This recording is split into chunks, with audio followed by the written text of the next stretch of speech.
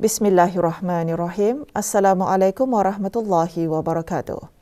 Mesyuarat pertama dari musim permesyuaratan ke-18 Majlis Mesyuarat Negara melabuhkan tirainya kemarin dengan meluluskan dua ketetapan, iaitu Fasal 7 Perkara 83 dari Perlembagaan Negara Brunei Darussalam 1959 dan Bab 4-2 dari Akta Kumpulan Wang Kemajuan Penggal 136 serta ucapan penangguhan dari ahli-ahli Dewan. Sidang pada hari ke-7 bermula dengan Dewan meluluskan ketetapan di bawah Fasal 7 Perkara 83 dari Perlembagaan Negara Brunei Darussalam 1959 dan ketetapan di bawah Bab 4-2 dari Akta Kumpulan Wang Kemajuan Penggal 136. Ketetapan menurut Fasal 7 Perkara 83 dari Perlembagaan Negara Brunei Darussalam 1959 bahawa tiap-tiap perintah yang dibuat di bawah Fasal 3 Perkara 83 dari Perlembagaan Negara Brunei Darussalam yang dibentangkan di hadapan Majlis Mesyuarat Negara sebagai Kertas Nombor 1 tahun 2022 diusulkan oleh Yang Berhormat Pihin Orang Kaya Seri Kerna Datuk Seri Setia Dr. Haji Awang Abu Bakar bin Haji Apong, Menteri Hal Ehwal Dalam Negeri. Dewan meluluskannya tanpa perlu dibahaskan dan telah dikurniakan perkenan oleh Kebawah Duli Yang Maha Mulia Paduka Seri Baginda Sultan dan Yang di-Pertuan Negara Brunei Darussalam untuk digunapakai. Sebahagian daripada perintah tersebut sudah berjalan dan digunapakai pada tahun 2021 dan sebahagian lagi telah mula berjalan pada tahun ini. Kesemua perintah tersebut telah diterbitkan dalam Warta Kerajaan menurut peraturan dari Perlembagaan Negara Brunei Darussalam. Oleh kerana perintah-perintah ini telah pun dikurniakan. Bismillahirrahmanirrahim. Assalamualaikum. Sementara ketetapan kedua di bawah Bab 4-2 dari Akta Kumpulan Wang Kemajuan Penggal 136 bahawa perbelanjaan sejumlah 350 juta ringgit Brunei untuk dibenarkan, diperuntukkan dan dipohonkan dari Kumpulan Wang Kemajuan untuk maksud-maksud tertentu telah diluluskan oleh Dewan untuk dijadikan sebagai akta. Ketetapan tersebut diusulkan oleh Yang Berhormat Datuk Seri Setia Dr. Awang Haji Muhammad Amin Liu bin Abdullah, Menteri di Jabatan Perdana Menteri dan Menteri Kewangan dan Ekonomi kedua, bagi Kerajaan Kebawah Duli Yang Maha Mulia Paduka Seri Baginda Sultan dan Yang di-Pertuan Negara Brunei Darussalam untuk meneruskan rancangan kemajuan negara seperti yang dirancangkan.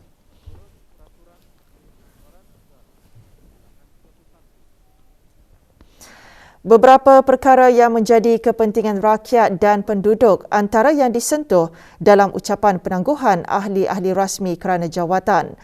Yang Berhormat Pihin Orang Kaya Seri Kerna Datuk Seri Setia Dr. Haji Awang Abu Bakar bin Haji Apong, Menteri Hal Ehwal Dalam Negeri, menyentuh mengenai peningkatan dalam pembudayaan inovasi komunikasi dan teknologi dari aspek pendidikan, pengurusan keselamatan dan perusahaan.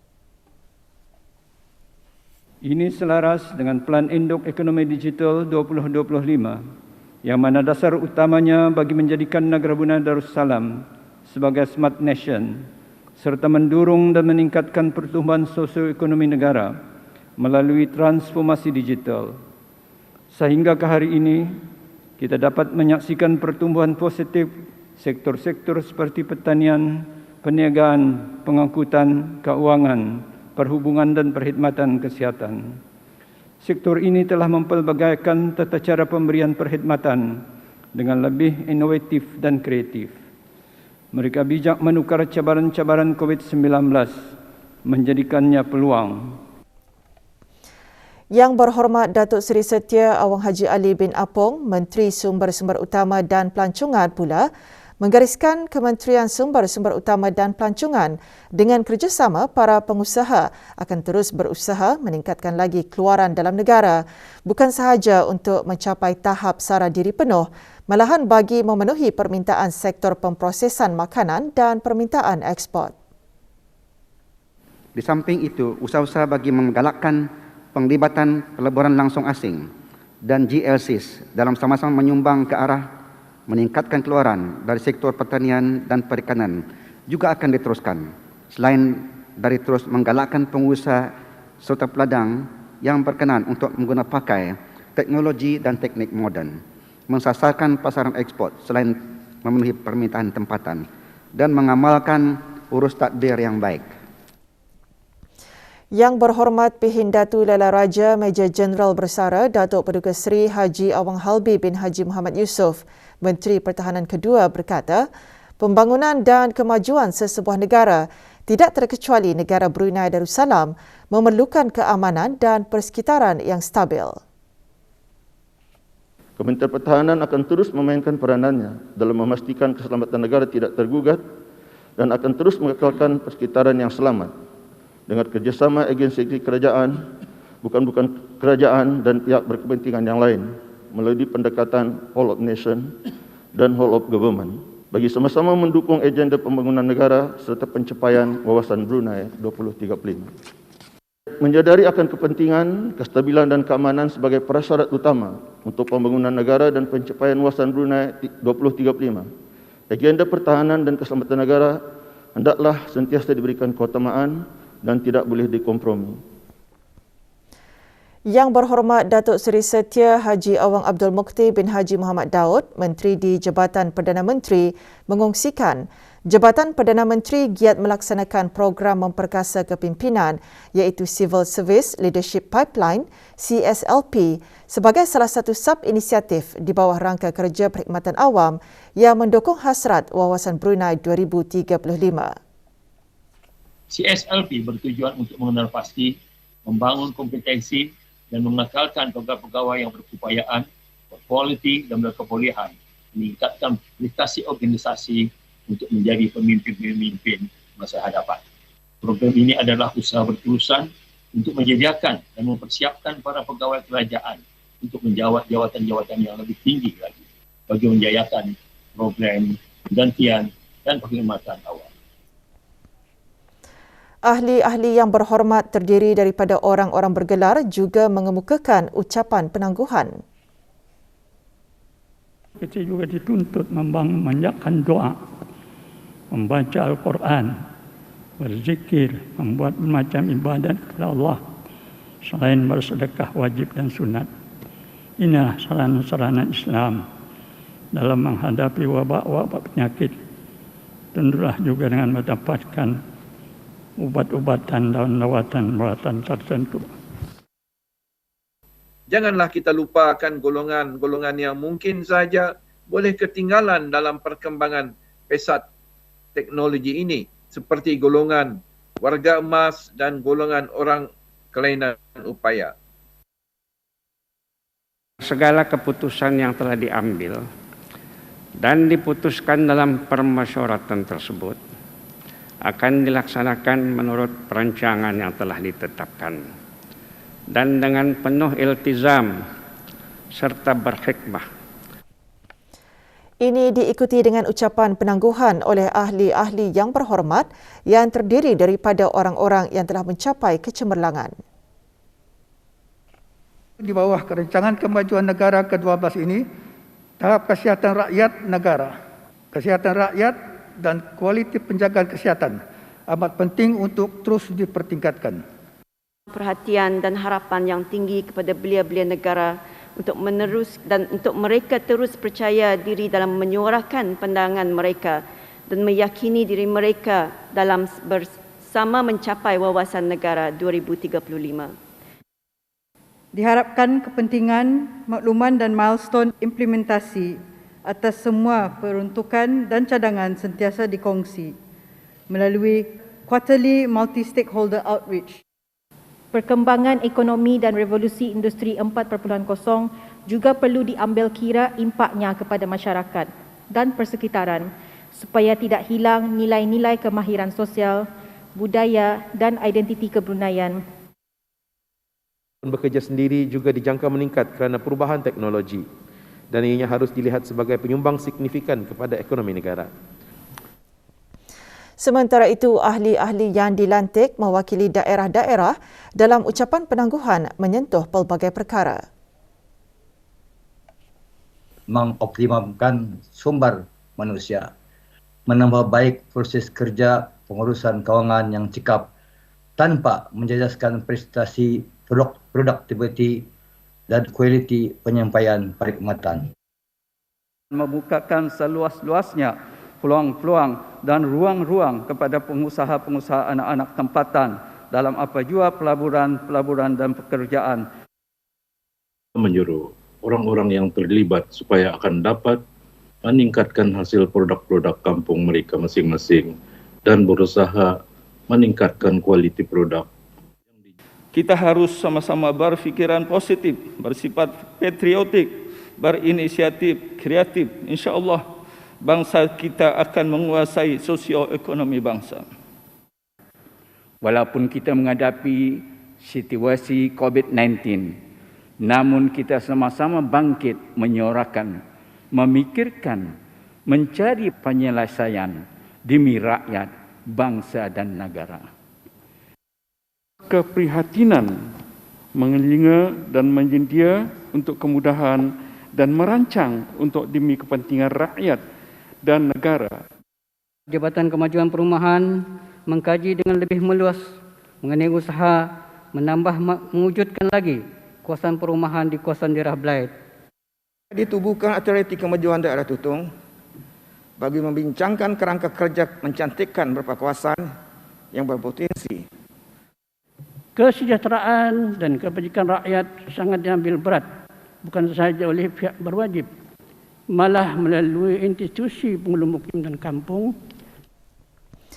Sebelum menangguhkan sidang kepada satu tarikh yang belum ditetapkan, Yang Berhormat Pihin Orang Kaya Sri Laila Datuk Seri Setia Awang Haji Abdul Rahman bin Datuk Setia Haji Muhammad Taib yang di-Pertua Majlis Mesyuarat Negara menyembahkan sepenuhnya menjunjung kasih kehadapan Majlis ke bawah duli Yang Maha Mulia Paduka Seri Baginda Sultan dan Yang di-Pertuan Negara Brunei Darussalam atas keberangkatan Baginda bercemar duli ke istiadat pembukaan rasmi mesyuarat pertama dari musim permesyuaratan ke-18 Majlis Mesyuarat Negara pada 24 Februari lalu dan seterusnya berkenan mengurniakan titah.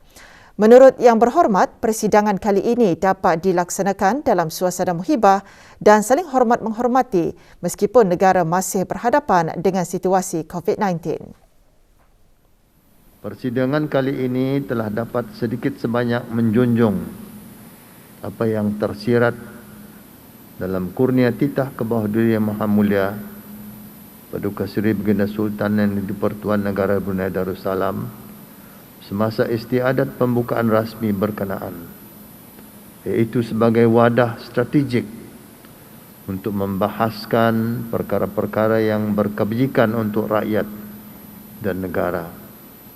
Saya kira adalah bertepatan seterusnya bagi cadangan dan buah fikiran yang disampaikan di Dewan ini diberikan penelitian lanjut mengenai kesesuaiannya sebagai menambah baik proses usaha dan inisiatif yang telah dan akan dilaksanakan di kementerian-kementerian berkenaan.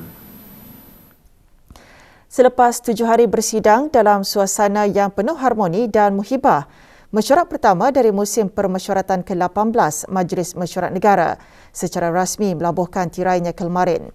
Rang undang-undang untuk membekalkan sejumlah wang dari kumpulan wang yang disatukan bagi perkhidmatan tahun kewangan 2022 hingga 2023 dan untuk memperuntukkan wang tersebut bagi maksud-maksud tertentu yang diusulkan oleh Yang Berhormat Datuk Seri Setia Dr. Awang Haji Muhammad Amin Liu bin Abdullah, Menteri di Jabatan Perdana Menteri dan Menteri Kewangan dan Ekonomi kedua telah diluluskan oleh Majlis Mesyuarat Negara dan kini bergelar sebagai Akta Undang-Undang 2022 Perbekalan 2022-2023 sejumlah 5.7 bilion ringgit Brunei diperuntukkan bagi belanjawan kerajaan bagi tahun kewangan 2022-2023 yang akan berkuat kuasa mulai 1 April ini. Dengan tema memperkasa kesejahteraan awam ke arah sosioekonomi yang lebih resilient, tema belanjawan negara bagi tahun kewangan 2022 hingga 2023 dirangka bagi memastikan usaha-usaha yang telah dilaksanakan dan dirancang untuk diteruskan dalam usaha mengukuhkan lagi kedayatahanan sosioekonomi negara agar ianya mampan dan inklusif dengan memanfaatkan competitive advantage yang sedia ada dan teknologi yang inovatif.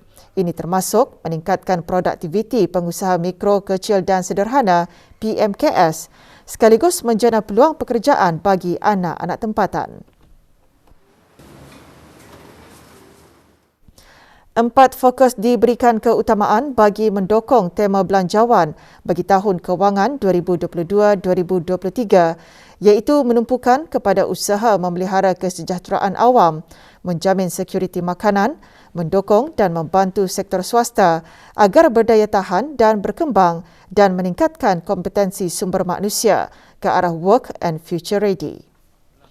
Semoga segala isu dan perkara yang dibahaskan sepanjang mesyuarat pertama dari musim permesyuaratan ke-18 Majlis Mesyuarat Negara dapat direalisasikan dengan jayanya demi kebajikan rakyat dan negara, khususnya dalam meningkatkan lagi usaha-usaha mempelbagaikan aktiviti ekonomi agar kemakmuran dan kesejahteraan yang dinikmati pada masa ini berterusan bagi generasi-generasi akan datang. Dari awal tahun 2020,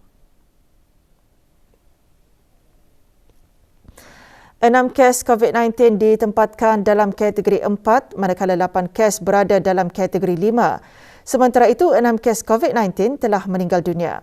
Yang berhormat Datuk Seri Setia Dr. Awang Haji Muhammad Amin Liu bin Abdullah, Menteri di Jabatan Perdana Menteri dan Menteri Kewangan dan Ekonomi kedua, memaklumkan perkara itu pada sidang media situasi terkini jangkitan COVID-19 kemarin di Dewan Al-Afiah Kementerian Kesihatan.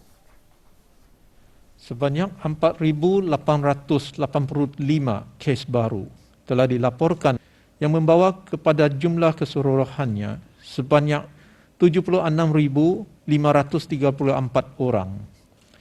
Daripada jumlah kes baru ini, 4,100 adalah hasil ujian ART yang telah dimuat naikkan ke aplikasi Bru Health. Manakala 785 adalah dari hasil 4,400 ujian makmar RT-PCR yang telah dilakukan pada masa 24 jam yang lalu. Sementara itu, 2,457 kes telah disahkan sembuh yang membawa jumlah kes yang sembuh di negara Brunei Darussalam kepada 40,782 kes. Manakala jumlah kes aktif adalah sebanyak 35,617 kes. Pada masa ini, kadar pengisian kater di seluruh negara atau bed occupancy rate pada masa ini ialah sebanyak 9.8%, di mana 354 kes aktif sedang menerima rawatan di pusat-pusat pengasingan. Seramai 35,263 kes positif kini sedang menjalani pengasingan diri di rumah. Semasa sidang media, Menteri di Jabatan Perdana Menteri dan Menteri Kewangan dan Ekonomi kedua juga mengongsikan pencapaian program vaksinasi kebangsaan sehingga 2 Mac 2022. Pencapaian program vaksinasi kebangsaan bagi mereka yang menerima 3 dos vaksin ialah 55.3% dari keseluruhan penduduk di negara ini. Manakala kadar 1 dos dan 2 dos adalah masing-masing melebihi 94%. Bagi sekatan penggarakan yang dijalankan dari jam 12 malam semalam hingga 4 pagi, sebanyak 2 pelanggaran arahan telah dikeluarkan denda kompaun di seluruh negara, di mana 1 daripadanya adalah pelanggaran arahan untuk berada di rumah. Peningkatan harga ART kits di pasaran disebabkan oleh permintaan dan bekalan yang terhad serta keperluan yang tinggi di seluruh dunia. Yang Berhormat seterusnya menjelaskan berikutan perubahan dasar kerajaan bagi penggunaan ART untuk pengesahan kes positif sejak 15 Februari lalu. Kementerian Kesihatan dan Kementerian Kewangan dan Ekonomi akan memulakan penjualan ART secara dalam talian melalui sebuah syarikat yang berkaitan dengan kerajaan dan klinik-klinik swasta. Setiap pak ART kit akan dijual pada harga RM3 setiap set dan bayaran kos pengantaran akan juga dikenakan. Pembekalan dan pengantaran akan dilaksanakan dalam masa 3 hari dari tarikh pembelian dibuat. Tarikh permulaan penjualan dibukakan insya-Allah akan diumumkan sebaik saja persiapan logistik selesai dilaksanakan. Orang ramai adalah dinasihatkan untuk tidak mengambil kesempatan membeli secara berlebihan. Belilah jumlah yang diperlukan untuk kegunaan persendirian atau dalam satu keluarga sahaja. Kerjasama dan kesebaran orang ramai adalah juga dipohonkan semasa menunggu penghantaran dibuat. Apabila penjualan ART kit dibukakan nanti, keluarga-keluarga yang berpendapatan rendah yang mendapat bantuan kebajikan bulanan dengan Kementerian Kebudayaan, Belia dan Sukan KKBS dan Majlis Ugama Islam Brunei MUIB melalui sistem kebajikan negara ataupun SKN boleh membuat permohonan untuk mendapatkan ART kit melalui Jabatan Pembangunan Masyarakat JAPIM dan MUIB. Setiap seorang di dalam sebuah keluarga akan diberikan 10 ART kit setiap seorang secara percuma untuk kegunaan bagi tempoh 3 bulan.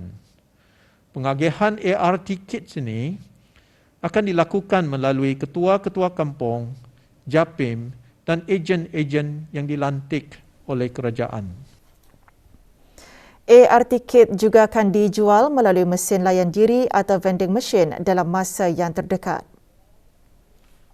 Mesin-mesin ini akan diletakkan di tempat-tempat yang strategik dan diusahakan oleh syarikat swasta yang dilantik.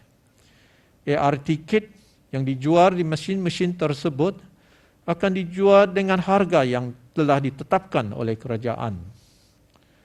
Sementara itu, orang ramai masih boleh membeli ART kit yang ada di pasaran. Para peniaga adalah dinasihatkan untuk tidak mengambil kesempatan dan menaikkan harga jualan sewenang-wenangnya. Kementerian Kewangan dan Ekonomi melalui Jabatan Perancangan dan Statistik akan senantiasa membuat pemantauan ke atas harga pasaran bagi ART kit ini dari masa ke semasa. Bagi memastikan kualiti ART kit adalah menepati piawaian yang ditetapkan, pengimportan dan perbekalan ART kit hendaklah selaras dengan sinarai yang telah diluruskan oleh Kementerian Kesihatan. Sinarai ART kit yang dibenarkan untuk dijual di negara Brunei Darussalam boleh diperolehi dengan melayari laman sasawang Kementerian Kewangan www.moh.gov.bn.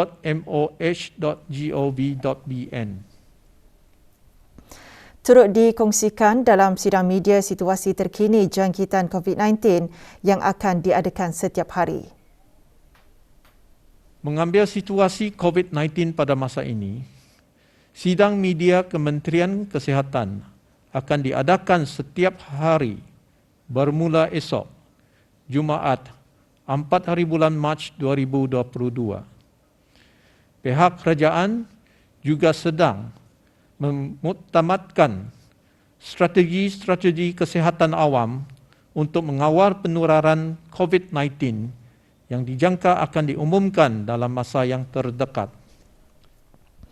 Kementerian Kesihatan memaklumkan kepada orang ramai mengenai pengesanan panggilan penipuan yakni skam dari nombor yang tidak dikenali, yang mana panggilan tersebut menyatakan bahawa penerima panggilan adalah kontak terdekat kepada kes COVID-19 dan memohon setiap penerima panggilan untuk menekan sesuatu nombor bagi pengesahan lanjut serta mengongsikan maklumat peribadi mereka.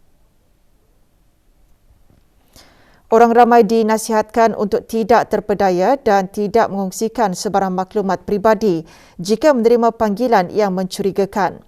Kementerian Kesihatan juga mengesahkan bahawa panggilan tersebut tidak berasal dari Kementerian Kesihatan atau talian Darussalam 123. Kementerian Kesihatan memandang serius akan perkara ini dan telah membuat laporan kepada pihak tertentu bagi siasatan lanjut. Bagi maklumat lanjut, hubungi talian Darussalam 123 atau talian Nasihat Kesihatan 148.